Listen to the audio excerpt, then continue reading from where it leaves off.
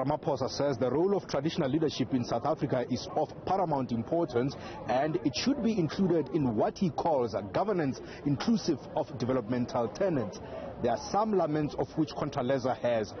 Contralesa's approach is that we want to have a very strong and a very healthy relationship with government because, as you know, traditional leaders are governors of the villages, the areas of their jurisdiction.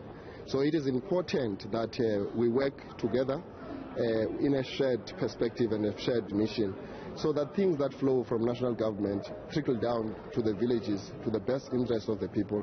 Traditional leadership is in the cold face of service delivery when it comes to rural areas. It is for that reason that we want to build a very firm relationship.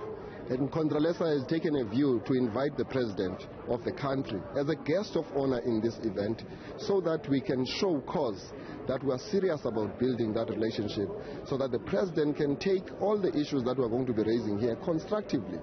We are not in the business of creating unnecessary conflict between ourselves and government. We want a smooth relationship which is going to ensure at the end of the day the betterment of the lives of our people, that the infrastructure investment that we require in rural areas, it actually happens. We want to have very good roads, we want running water, we want to ensure that we have got solid electricity, we want connectivity for our people. We have an issue of instability insofar as the signal of the networks, which is frustrating us.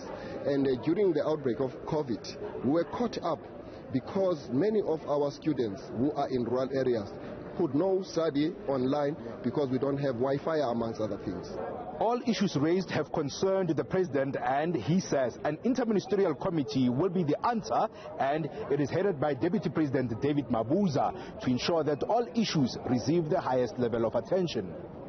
Now, premiers, together with MECs responsible for cooperative governance and traditional affairs and houses of traditional leaders and Khoisan leaders, will be part of the engagement that will take place as we go forward, focusing on resolving these matters. Now,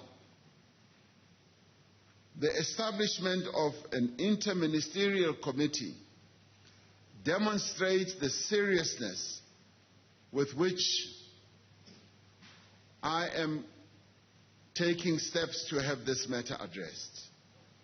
The fact that the Deputy President chairs this committee should be confirmation of the absolute seriousness